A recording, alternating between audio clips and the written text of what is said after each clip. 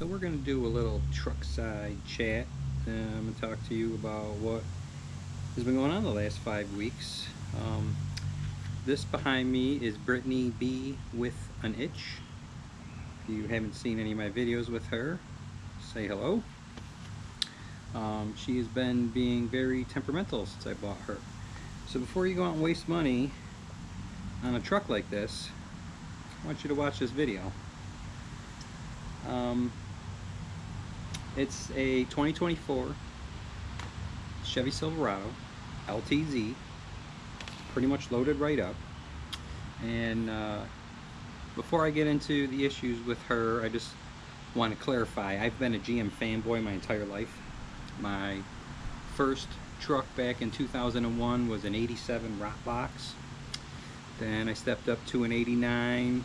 Let's see, that was a, the 87 was a Custom Deluxe, the 89 was a Cheyenne, then I had a 94 Silverado, a 98, 03, 06, 2011, 2014, a 21, and a 19, a 21, and the 24. So my 2014 was a 6-liter plow truck. That truck was mint, not an issue with it. It just had your standard things that went wrong with working trucks like that. It was a plow truck, pulled a trailer every day, had 166,000 on it when I got rid of it. Yeah, I did the steering pump because it was constantly in snowbanks and beating up on the steering pump. The water pump I replaced when the radiator went at like 115,000, where the plastic seam is, it started seeping. Brakes got done on it at like 85,000 or 90,000 with the factory brakes. When I got rid of the truck, it was original ball joints, tie rod ends, U-joints. The truck was beautiful. Bought a 21 GMC Sierra SLT. It was a nice truck. I had a girl texting cause an accident, and the way that she ended up hitting my truck didn't do a lot of damage, but it pushed the grill through the radiator, and that was the day GM went on strike. So GM, after a couple weeks, decided that they were going to have scabs come in, which I'm fine, I'm not a pro-union person. They were going to have scabs come in to get parts out to dealerships. Well, then they contracted with UPS, the powers that be, brain dead at GM, contract with a union carrier to come in to get their parts to start bringing them to the dealerships. They get all these orders ready, UPS shows up, they won't cross the picket lines. They join the picket lines. So then they scramble to get FedEx, and they block the truck. So then the police get involved. It was my understanding they were allowed to block the trucks for 5 minutes. Then they had to move, and the trucks could go in.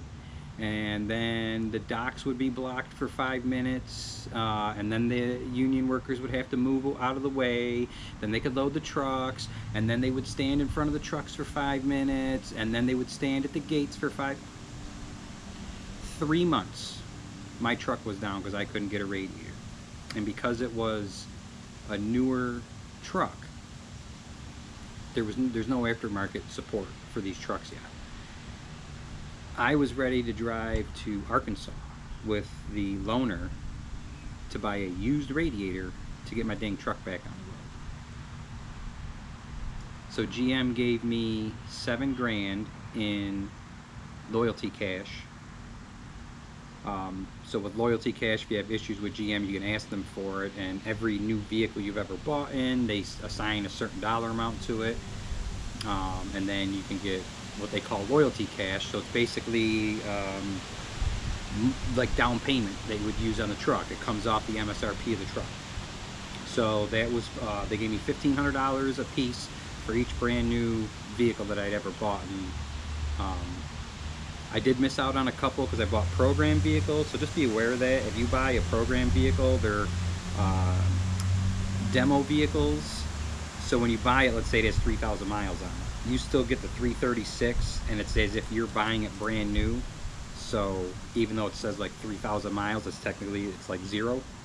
So your warranty's $339 starting the day you bought it.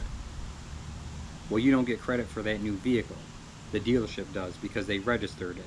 So technically, warranty-wise, you're buying a new vehicle, but as far as GM is concerned, you're buying a used vehicle. So I missed out on some money because a couple of my trucks were program vehicles. But anyways, after having that issue, I, like an Alzheimer patient, found myself at a GM dealership again to buy this. The price was right. It was a truck that had been sitting for 6 months. The salesman was young, so he told me how long the truck had been sitting there. So now I knew it wasn't on the floor plan anymore, and they were itching to get rid of this truck. The truck had like 1.8 miles on it. The kid even said like his uncle had dumped so much money into advertising this truck, and not one butt ever sat in that seat besides the guy unloading it from the trailer and moving it around the lot. So I was the first test drive with this truck. Anyways, so I get home and I notice an oil spot in my driveway. So I get under there, and sure as hell, the oil cooler's leaking. Bought a brand new, I mean the sticker on it was like 78,000, brand new truck with an oil leak. Take it to the dealership. They said that it was some plug, right? Went picked the truck up, they ordered the part, had to take it back to the dealership. Now mind you, this truck makes me money, right? If you're somebody that you just drive this to and from work every day, and it doesn't matter what the heck it is you're driving to and from work, truck can sit in the shop for a year. You got a brand new loaner vehicle, who cares? I can't work just any truck, right? Get home, I get under there a couple days later, oil again. I go in, I tell them, look it, there's 1,000 videos, not really, but there's videos of the new 2023, late 2023, early 2024 Duramaxes, because they added more horsepower, they changed the turbo, they changed the oil cooler, they revamped the transmission. We'll get to that later. They're all having leaks. These brand new trucks are having leaks. It needs an oil cooler. Dealer said I got to bring it back in. Bring it in. They say, oh no, the lines are leaking. Ordered lines, brought the truck back in. Now I'm down 4 days. Still have a brand new truck with an oil leak. They replaced the oil lines. Pick the truck up, bring it back home. A couple days later, get under there, all wet again. So now I go to a different dealership, and I go in with the ROs, and I'm like, listen, here's what's going on. And the kid's like, well, I don't need to see the video. I said, no, you're gonna watch the video, because if I come back in here and you replace anything but the oil cooler, I'm gonna poke you in your eye. This is now twice. It's a known problem with these new trucks. So they put the oil cooler in, no leaks. Now, we're at 19,000 miles before this happens. 19,000 miles I have on the truck. I still have an oil leak in it. The first oil change I did while it was leaking, I get under there and they switched to this little oil filter that's the same oil filter that's in my Tahoe. I'm like, are you kidding me? So I had all these, the PF29s that I took back to the dealership. Now I get under the truck, empty the oil, go to get the oil filter off, realize it's a different oil filter. Get in the Tahoe, take my oil filters to the dealership I deal with, exchange all the big ones for little ones. I come back, do the oil change. Finally, GM sends out the oil cooler for the truck. I take it in to have the oil cooler put on, and they change the design of it, and I get under there to do an oil change later on, and now there's a big oil filter back on the truck. I'm like, are you freaking kidding me? So I had to go back to the dealership to get all the oil filters that I had already had sitting on my shelf. Anyways, So GM did extend the powertrain warranty on just the engine for another, I think, 21,000 miles. So the powertrain on the engine is still 121,000 and some change. That's how long it was before they got the oil fixed, the oil leak fixed. The first spring, right, I went through the winter with the truck. The first spring, I'd gone to the dump to drop some stuff off, and at the dump in the spring, it's like this brown slurry, and when it gets on your truck and in the tires, if you don't go rinse it right off, I don't know what it is, but it stains. And yeah, anyway, so I go to the car wash, and the car wash was one of the ones that had like the sprayer on the floor, so when you drove up, it sprayed up, did the undercarriage of the truck. Go through the car wash, I get out to wipe my windows down so I don't get any water spots, and I get back in and my airbag light is on. Great. Take to the dealership. They changed the discriminator or discriminating switch that it said was bad. Didn't fix the problem. Now the truck's been there for a week. They're digging into it. The service advisor finally calls and she says, look, we're a week into this. I have to start charging you for labor.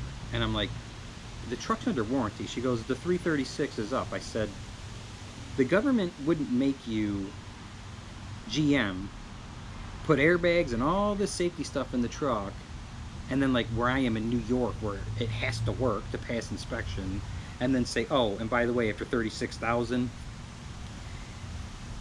So I had to do my own research and get GM involved to call them to tell them that it is under warranty anyways. So the truck was in the shop for 3 weeks. They had to rip the center console out. Well, let me back up. What happened was at the factory, when they put the harness in, it got pinched in the frame and it chafed the wires. And then the corrosion from the salt, because I live in the Rust Belt, and then I went through the car wash, took out the system. So they had to replace the 2 switches under the seat that tell the truck that somebody's sitting in the seat to turn on the airbag.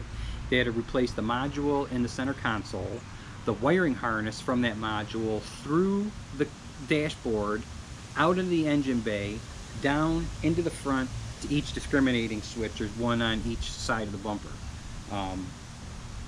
So I had like 54,000 on it, and now my seats were taken out, my carpet was ripped up, the lower part of the dashboard was ripped apart, the center console was completely ripped out of the truck.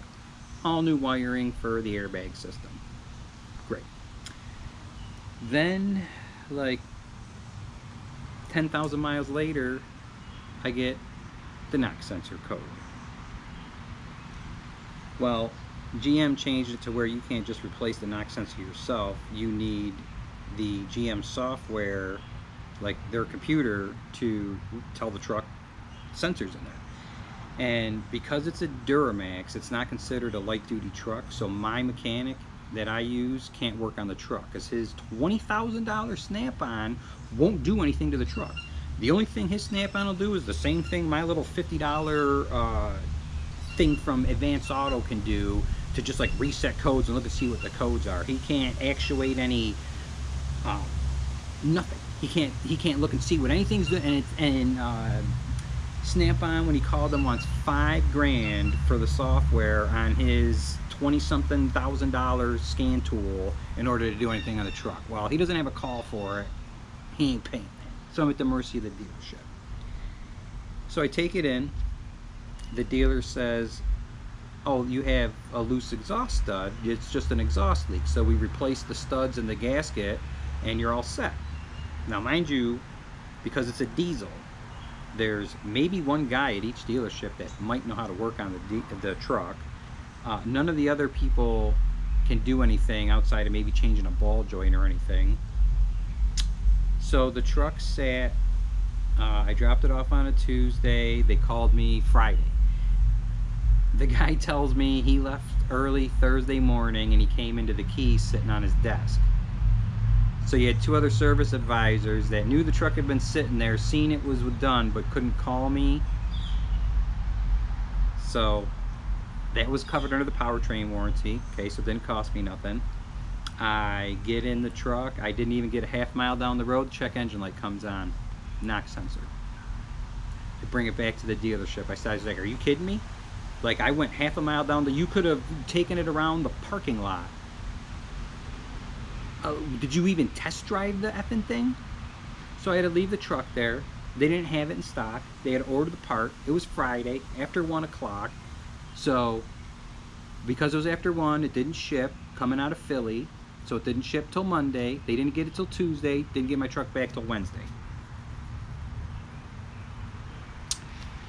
Now at 101,000 and like 89 miles, literally 1,000 miles out of the 100,000 mile powertrain warranty for the transmission, I get the P0727 code.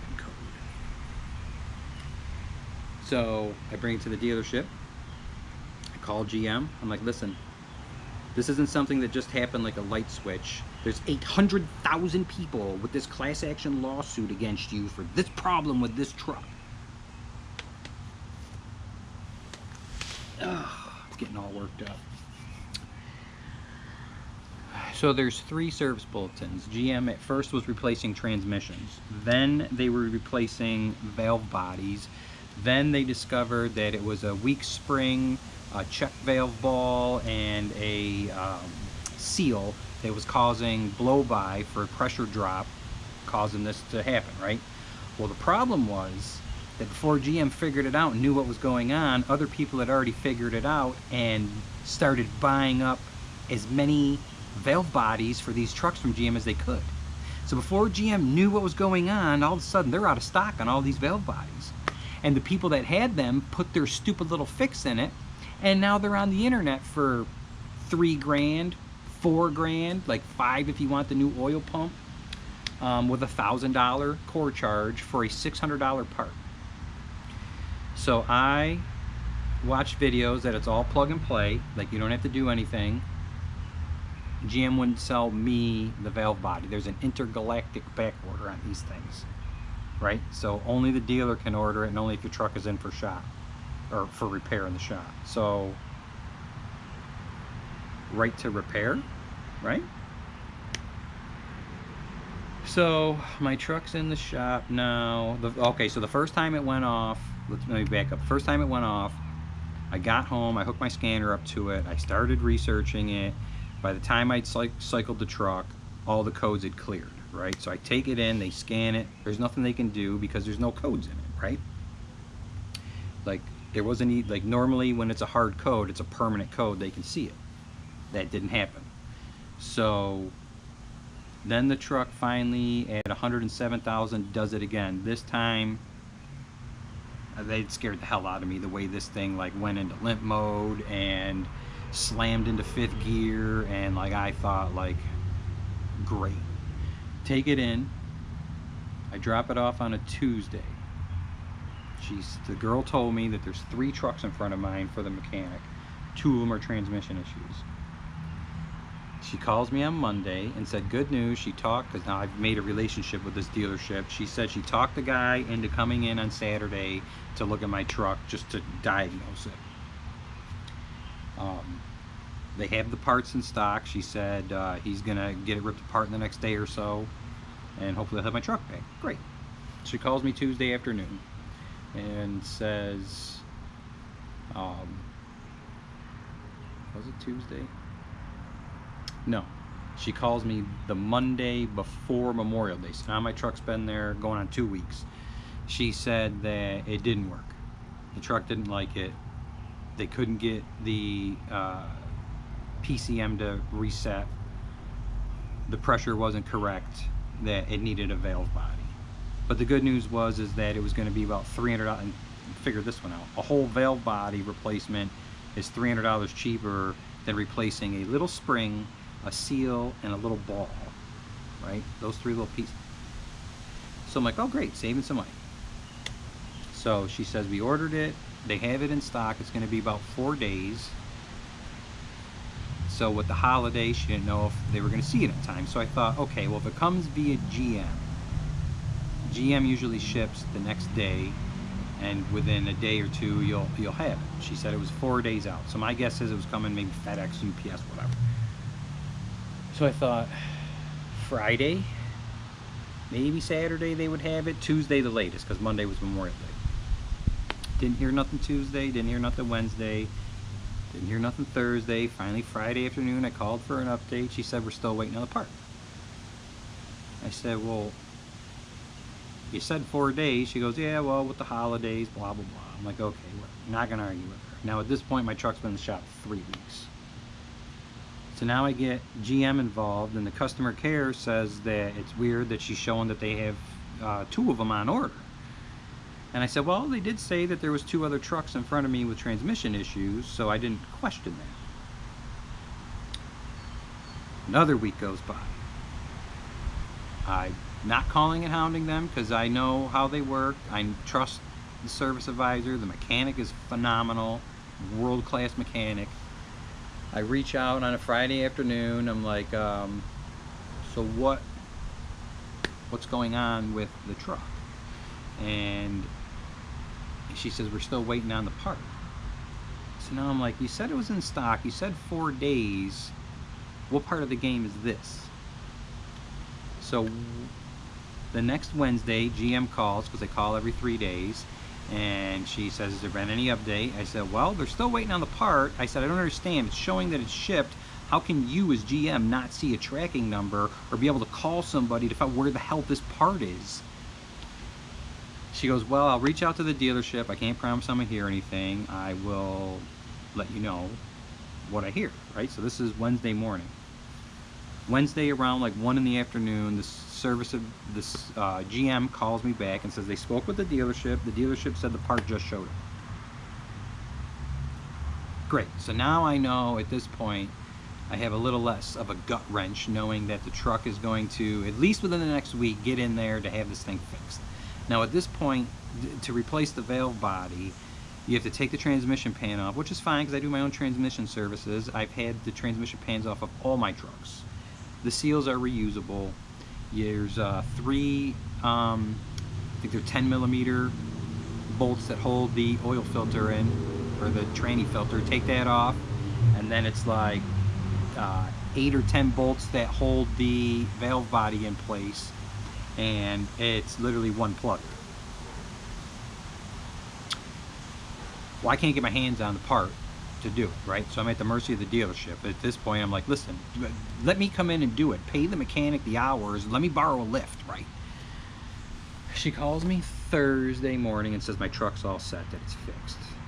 Now, GM promised that the dealership said that they gave me a $1,000 good faith credit. GM offered, or was telling me all the stuff that they could possibly do once the truck is fixed. So I get into the dealership. Now I'm thinking it's only gonna be like $1,500 bucks. No, it's $2,500. So I said, well, GM said that you were good faithing $1,000. They said, well, we didn't charge you for the original fix. That's what we told them. So they told them they weren't charging me for the original fix, just the part. So there's a $250 charge from the original first try that didn't work,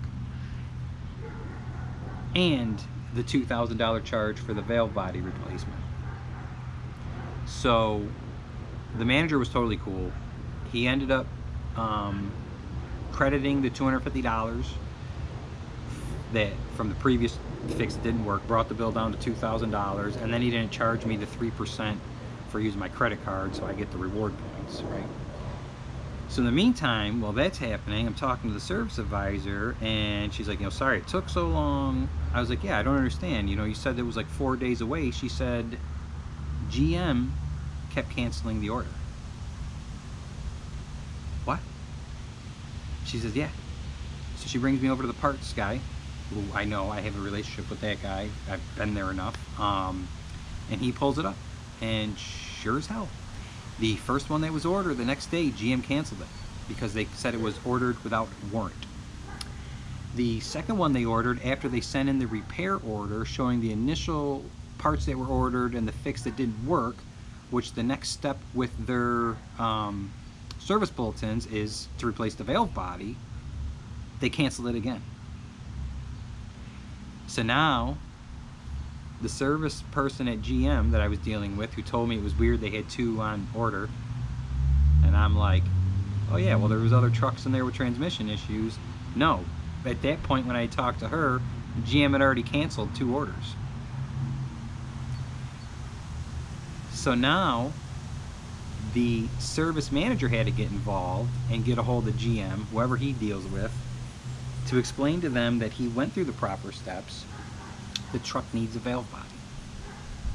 And they finally shipped it out, right? So the Monday before Memorial Day, I'm talking to you today. Today's what? Let me see. So today is June 13th. All right. I got my truck back Thursday afternoon around 4:30. I've been driving it to break in because they said the valve body needs time to, and the old transmission need time to figure each other out, whatever. Truck so far seems fine, knock on wood. So Memorial Day was what, the 25th, right? My truck had been in the shop since the 5th of May, right? So the 18th they had it diagnosed, the 19th the part was ordered, the part should have been in the 22nd, the 26th the latest. I should have had my truck back May 29th, right? So 3 weeks in the shop. Being that it was a diesel is why it took so long, because they couldn't just give it to anybody. There's only one diesel tech, if you're lucky, at every dealership that knows what they're doing. I didn't get my truck back till the 11th because the part that they ordered on the 18th got canceled. The part they ordered on the 21st got canceled. The manager had to get involved on the 27th. The part was ordered on the 3rd, and it didn't show up till June 10th. So GM, really? 43 years old, lifetime GM fanboy. I've never had problems like this. I always hear about people talking about, I'm never buying another Chevy. I had a truck, it was nothing but problems. And up until this point, like, I've never had any problems like that. And I don't understand. You have, my 21 was phenomenal. All the power in the world. I pull a gooseneck trailer. I'd pull my 5,000 pound trailer with 12,000 pounds on it and a 3/4 ton. No problems. You don't even know the trailer's there. I had no issues with the turbo, no oil leaks, no issues with the transmission. Truck had 166,000 miles on it when I traded it in. Not one issue, aside from the accident with the radiator. So then, in late 2023, you decide, let's give it more horsepower. So you change the turbo. Okay, well now I went from a nice quiet turbo to now I sound like one of those tards in a Ford that, oh, you don't even hear the diesel, you just hear a turbo, like, well, let's blow that up. A bigger oil cooler with a leak, a Gen 2 valve body because supposedly the pressures of the transmission wouldn't work with the new horsepower, whatever it was, so they had the Gen 1 valve body, they switched to the Gen 2 valve body. Now after they figured it out, the new valve bodies that are coming out are the Gen 3 valve bodies that supposedly fix the problems with the Gen 2 valve. Why'd you F with it? Like, seriously. There was nothing wrong with those trucks, no issues with those trucks, and you, like, you know what? Let's